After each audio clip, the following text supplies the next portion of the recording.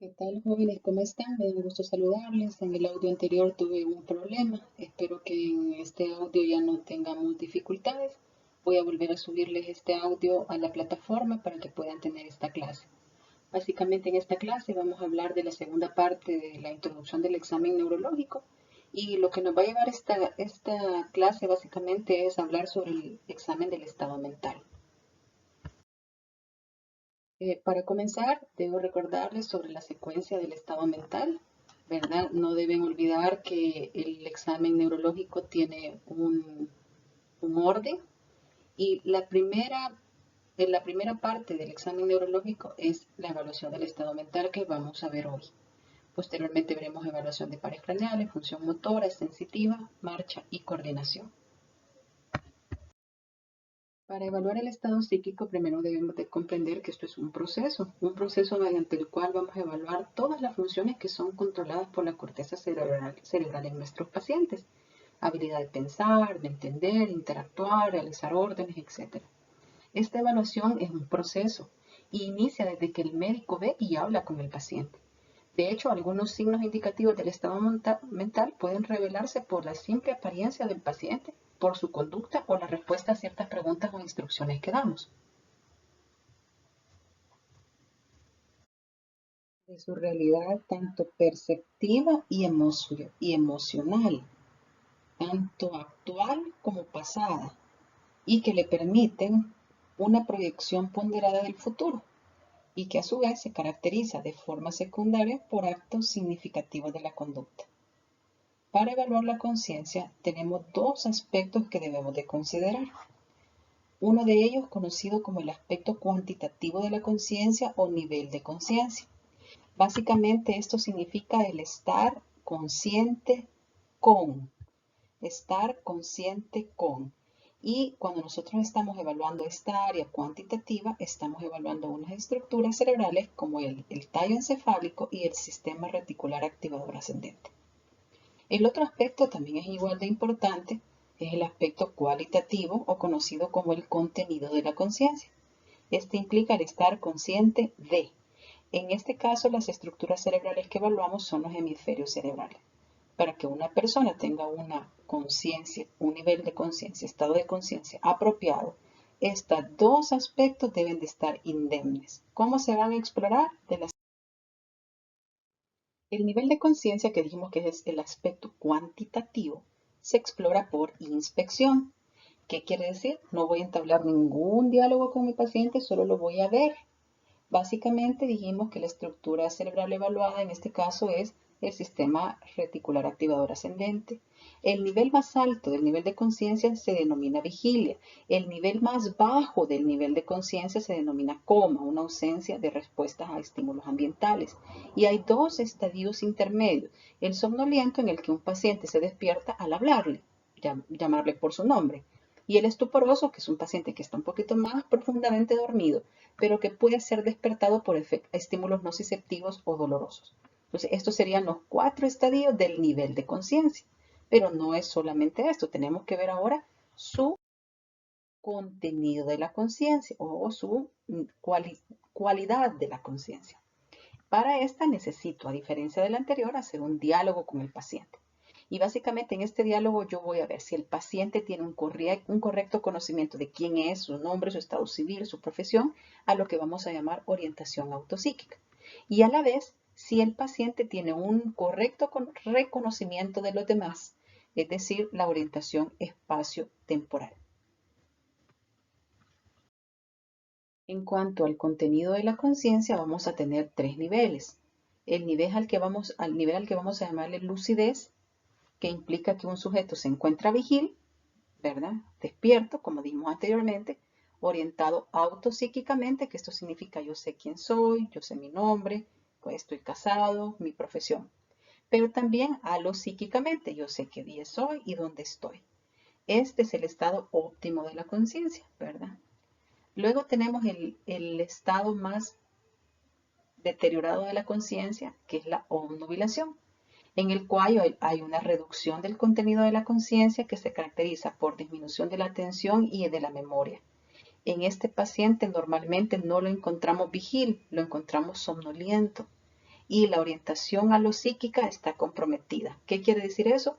Pudiera ser que el paciente conteste su nombre porque sabe quién es, o sea, la orientación autopsíquica está conservada, pero no sabe dónde está ni sabe qué día es. Y un nivel intermedio, la confusión. Aquí hay una alteración en el contenido de la conciencia, pero el paciente se encuentra despierto o vigil. Sí, sin embargo, en este tipo de paciente hay un marcado déficit en la orientación a lo psíquica, ¿verdad? Si se fijan, la diferencia entre confusión y obnubilación es que este se encuentra despierto y este se encuentra somnoliento. Pero en ambos hay compromiso de la orientación a lo psíquica, quizás en la obnubilación un poquito más profundo. Entonces vamos a explorar las funciones cerebrales y para esto debemos recordar que hay ciertas estructuras encefálicas en las cuales las funciones cerebrales superiores dominan. Por ejemplo, en el lóbulo parietal tenemos la corteza encargada de la comprensión del lenguaje. En el lóbulo temporal, la audición. En el área de Wernicke, que se encuentra también en el lóbulo parietal, el área de comprensión del lenguaje. Y en el área de Broca, el área de fluidez del lenguaje o producción del lenguaje. Y en el lóbulo frontal, el área del juicio, ¿verdad? La capacidad de determinar si una cosa es buena, apropiada o mala. Estas son funciones cerebrales superiores. Son algunas de las... ¿Qué son las funciones cerebrales superiores? Pues, ¿o qué revelan? Revelan la integridad de un sistema de información perceptual, la capacidad de rememorar el aprendizaje anterior.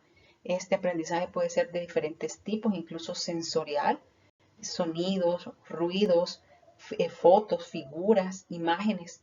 También revela la integridad de todos los mecanismos córticos subcorticales que sustentan el pensamiento y al mismo tiempo la capacidad que tenemos los seres humanos, en especial las mujeres, de tratar dos o más informaciones de forma simultánea.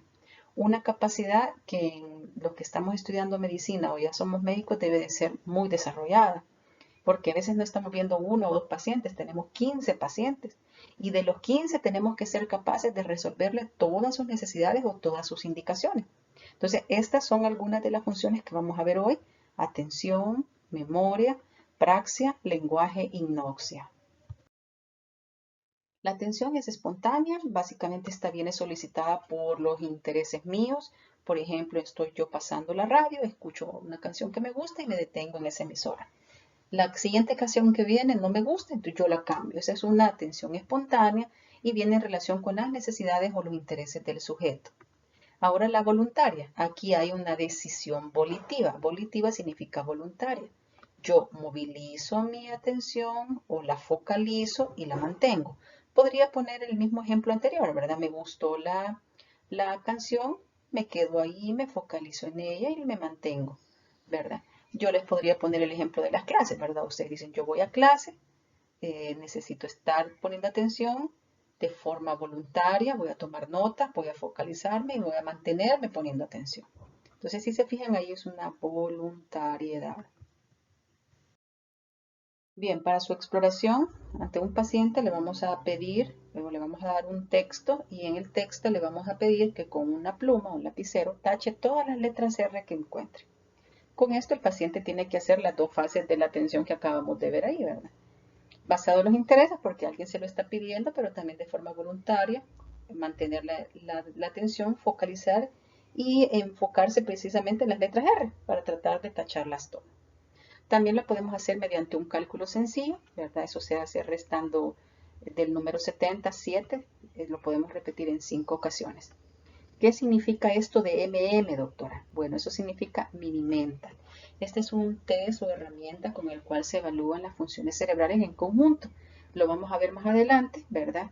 Es una buena forma de ordenarnos porque si tendríamos que hacer todas estas maniobras en evaluar atención, memoria, sin tener ya un organizado de cómo evaluarlas, podría ser desordenado y se nos podrían escapar algunas de estas.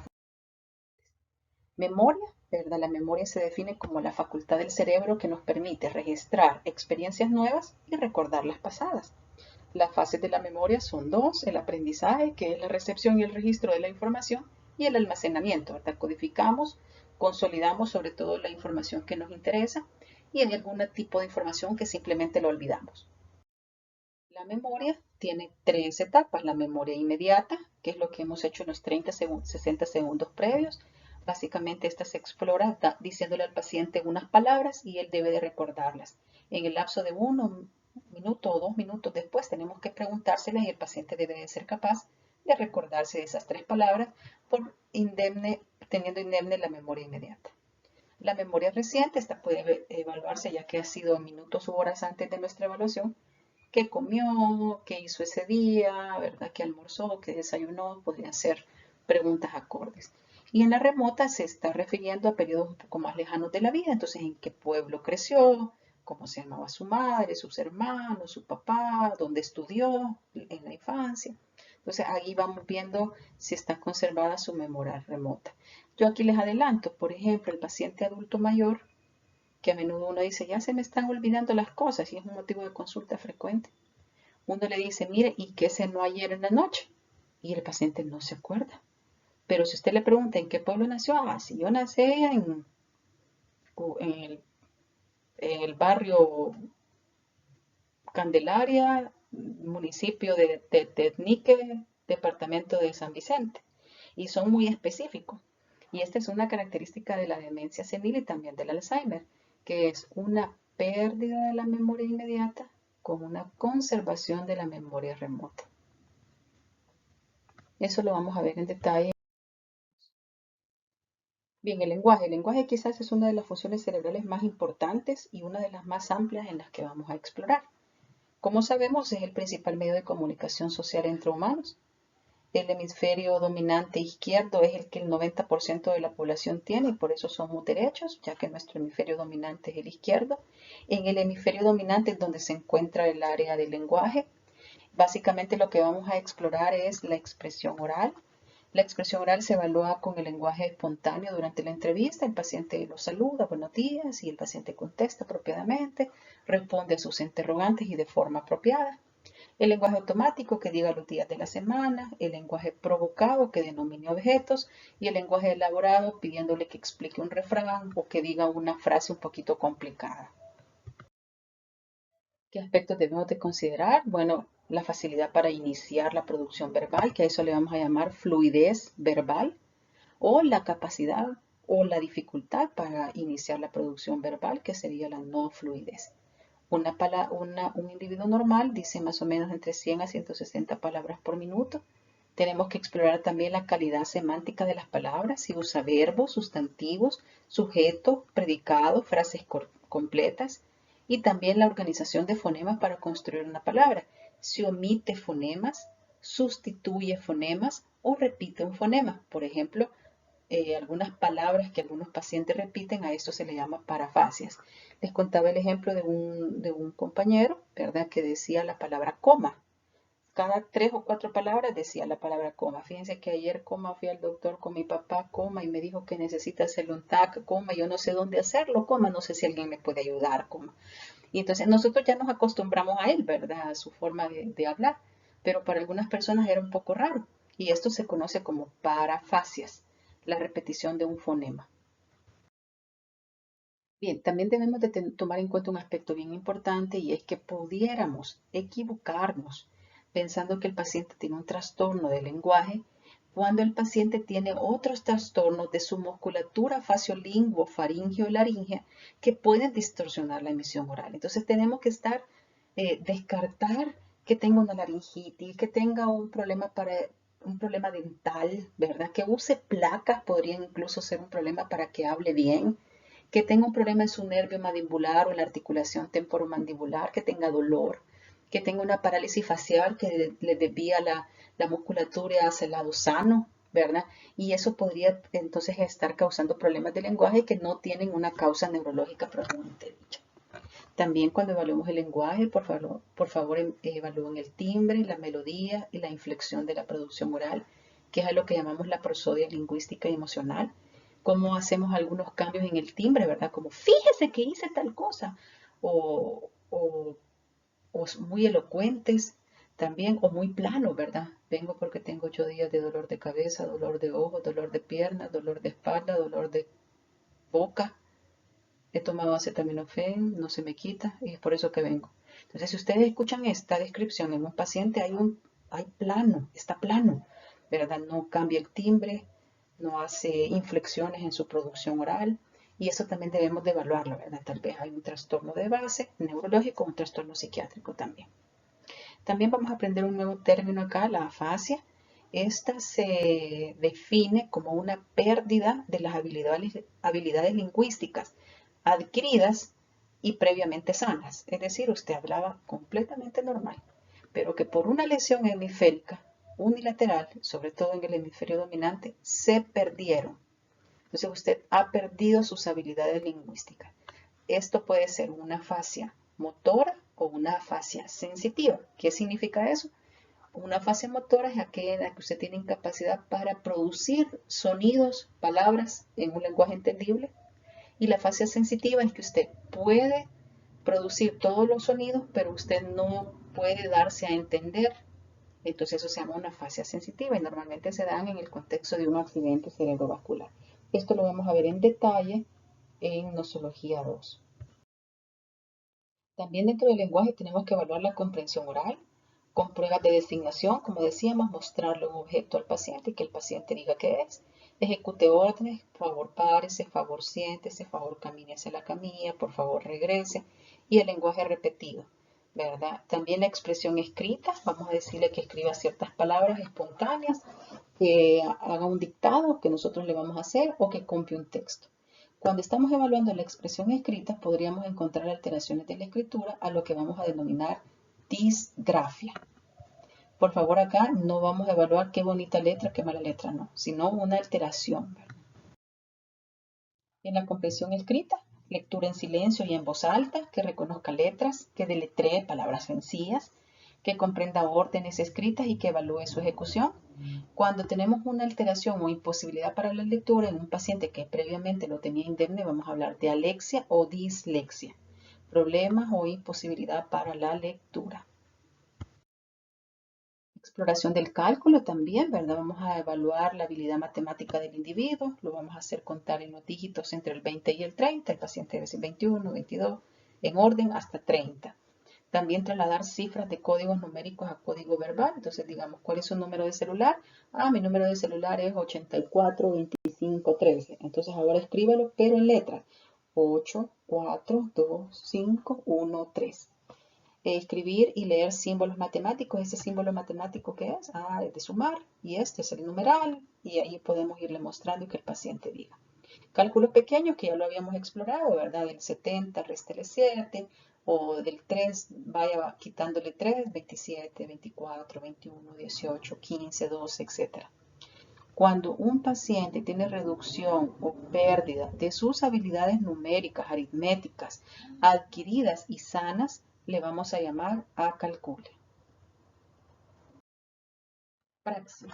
Esta palabra es una palabra que es relativamente conocida. Quizás la han escuchado en el contexto de mala praxis médica y de hecho tiene que ver con esto porque nos referimos a práctica. De hecho se define como la realización adecuada de movimientos voluntarios o gestos.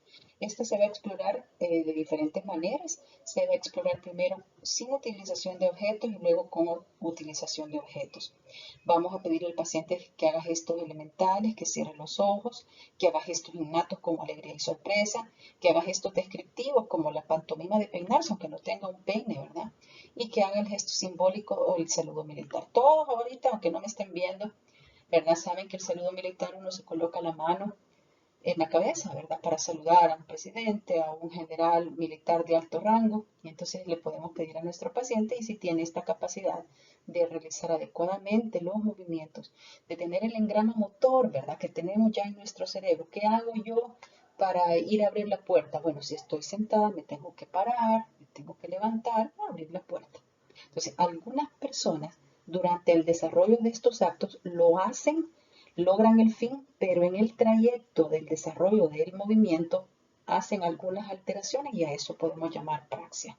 Eso es lo que va en este aspecto. Que se vista, que se desvista, que encienda una vela. Para encender una vela, bueno, yo tengo que sacar la vela de la caja, colocarla un candelero para que no se caiga, o si ya está en un vasito, y luego sacar un fósforo, un encendedor. Esos movimientos que se hacen de forma completa, sin sumar más, yo no tengo que pararme, saltar, dar vueltas, agacharme y luego encenderla, ¿verdad? Lo puedo hacer de forma voluntaria, pero no es el movimiento normal. Movimientos de imitación, ¿verdad? Efectuar movimientos nosotros como médicos y pedirle al paciente que los imite, ¿verdad? Muestre los dientes, fruncir el ceño. Esto nos va a servir también para evaluación de pares craneales, específicamente del 7. Si el paciente hace todo esto de forma normal, igual que usted lo hace, la praxia está conservada. También hay una praxia constructiva, que básicamente aquí le vamos a pedir al paciente que realice alguna figura geométrica, si es que tiene el nivel académico para entender que es una figura geométrica, y si no, un dibujo o un esquema. ¿Verdad? Ahí van a poner a dibujar dos cuadrados, dos triángulos, unos pentágonos y que estén intersectados. Un paciente en el que encontramos una dificultad manifiesta o simplemente una incapacidad para llevar a cabo un gesto o un movimiento sin alteraciones motoras que lo justifiquen en un individuo que está lúcido y capaz, le vamos a llamar apraxia. Apraxia. Si se fijan, ya llevamos varias alteraciones aprendidas: afasia, disgrafia, alexia y ahora apraxia. Todavía nos falta una, que es la agnosia. Gnosia. Gnosis es conocimiento. Entonces, la evaluación de las gnosias, que es una función cerebral superior, es aquella capacidad para, se define como el conocimiento producido por la elaboración de experiencias sensoriales. Entonces, aquí vamos a explorar nuestros sentidos de alguna manera. Gnosias táctiles. Entonces, esta se define como la capacidad que yo tengo de, sin ver un objeto, poder dar sus características y poder decir qué es. Entonces, por ejemplo, esto se evalúa poniéndole un objeto en la mano al paciente sin que el paciente vea qué es. Y el paciente comienza a describirlo. Yo siento que es redondo, plano, helado, me parece que es una moneda. Y puedo decir que es una cobra, dice el paciente, ¿verdad? Esto es por una experiencia sensorial. Él ya ha tenido esta moneda de 25 centavos en su mano, ya sabe cómo es. Entonces, hoy simplemente está poniendo en práctica este conocimiento elaborado previamente mediante una actividad sensorial que es el tacto. Esas se llaman gnosias táctiles y, como les acabo de explicar, una vez la forma y otra vez las características y puede decir el gnosia. Bien, las gnosias visuales, como su nombre lo dice, reconocimiento visual de objetos, evidentemente objetos que hemos visto anteriormente. Por ejemplo, imágenes, aquí podemos hablar de las señales de tránsito. Si yo le coloco un semáforo a un paciente, el paciente debe decir es un semáforo. Si yo le muestro una señal de alto, el paciente dice esa señal es de alto, ¿verdad? Lo reconocen, aunque no manejes, anda en la calle y las ha visto. También reconocer fisonomías, a lo que vamos a llamar prosopagnosia. Esto es bien importante cuando estamos evaluando adultos mayores que están perdiendo la memoria, y en estos pacientes básicamente les ponemos fotos de su familia, personas muy allegadas a ellos para que los reconozcan. Algunos de ellos han perdido incluso esta capacidad. También, si no tenemos a la mano estos datos, podríamos tener fotos de personajes públicos, ¿verdad? Por ejemplo, presidentes. Yo les tenía aquí los dos presidentes anteriores. El paciente puede decirle, bueno, el presidente actual es fulano, el anterior fue fulano y el anterior fue mengano, y hay otros que nos pueden llevar por toda una secuencia de los presidentes anteriores que quizás ni nosotros nos recordamos. Pero esto es importante para evaluar estas experiencias, ¿verdad? Que vienen por lo sensorial, porque muy posiblemente no tuvimos oportunidad de conocer personalmente, pero vimos y sabíamos quién era el presidente. También la identificación de colores se puede hacer dentro de esta gnosia visual. Gnosias auditivas, como su nombre lo dice, aquí básicamente vamos a escuchar, vamos a reconocer palabras, sonidos elementales. Si ustedes están en sus casas y escuchan un ruido a lo lejos, se oye, ustedes saben, bueno, pues perdonen mi mímica del sonido, ¿verdad? Pero ustedes dicen, eso es una ambulancia, o eso es un bombero, o eso es una patrulla. Algunos van a creer que era un tecolote por la forma en cómo lo dice. Van a disculpar, pero a esto me refiero, ¿verdad? Que uno puede poner un sonido elemental y el paciente saber un gallo cantando, etc. También melodías, ¿verdad? Estoy seguro que ustedes pueden recordar melodías que oyeron hace algunos años y de repente las escuchan e incluso ustedes pueden decir, como me pasa a mí con algunas canciones que yo recuerdo cuando estaba en bachillerato, y esta canción fue en 1993, ¿verdad? Y lo pueden llevar a uno a cierta experiencia, ¿verdad? Que vivió. Eso se llama náuseas auditivas. Y la última, las náuseas corporales, que esta es una capacidad de nuestro cuerpo de poder saber dónde se encuentra en cada parte de nuestro cuerpo sin que lo veamos. Eso se llama autotopognosia. Se va a explorar, digamos, moviendo el dedo hálux del paciente mientras el paciente se encuentra acostado con los ojos cerrados. Nosotros vamos a hacer movimientos del hálux hacia arriba, hacia abajo, hacia un lado, y el paciente es capaz de decir, ahorita usted me lo está moviendo a la derecha, a la izquierda, lo está presionando, sin necesidad de estarlo viendo. Autotopognosia. Bien, doctora, pero todas estas evaluaciones tengo que hacerlas en mi paciente. Exactamente que sí. ¿Y cómo vamos a hacer? Bueno, gracias a Dios contamos con algunas herramientas que nos simplifican esta evaluación porque ya están ordenadas y organizadas. Básicamente, herramientas, la primera de ellas es el test Mini-Mental. Se conoce como Mini-Mental State o test Mini-Mental de Folstein. De esa forma lo pueden encontrar. Básicamente está hecho o diseñado para evaluar deterioro cognitivo en pacientes mayores de 65 años, es decir, tercera edad o adulto mayor. Pero es tan completo en la exploración de todas las funciones ejecutivas o superiores cerebrales que podemos ocuparlo también en menores de 65 años. Lo que va a cambiar en estos casos va a ser la interpretación. ¿Qué funciones cerebrales evalúa? Bueno, evalúa la orientación con preguntas sencillas como qué día del mes es hoy, qué día de la semana es hoy, en qué mes estamos, en qué lugar estamos, en qué municipio estamos, cómo se llama este país, y se le asigna un punto por cada respuesta correcta. Luego aquí dice fijación, pero es atención. Como les decía yo anteriormente, se hace repitiendo 3 palabras, ¿verdad? Hasta que éste las aprenda. Deben ser 3 palabras que no tengan relación, porque si no fallamos ahí con la memoria y es más una correlación. Yo les decía anteriormente, si yo le digo al paciente pupusa, curtido, salsa, esas son 3 palabras que están íntimamente relacionadas. Aparte que el paciente se va a reír, me va a descubrir que tengo hambre y pudiera ser que no ponga tanta atención en las palabras propiamente dichas, sino que cuando yo se las pregunte rememore que le dio risa, que yo le dije que tenía hambre, etc. Entonces procuremos que las palabras sean diferentes. ¿Qué les parece aquí peseta? Bueno, esa no es una palabra que nosotros ocupamos en la moneda de España, pero podemos poner lápiz, caballo, manzana. Y en cuestión de 1 minuto o 2 se las repetimos. Si el paciente las dice, las nombra y las dice apropiadamente, solo por eso tiene 3 puntos. Concentración y cálculo, bueno, vamos a hacer cálculos sencillos. Si tiene 30 monedas, me va dando de 3 en 3, ¿cuántas le van quedando?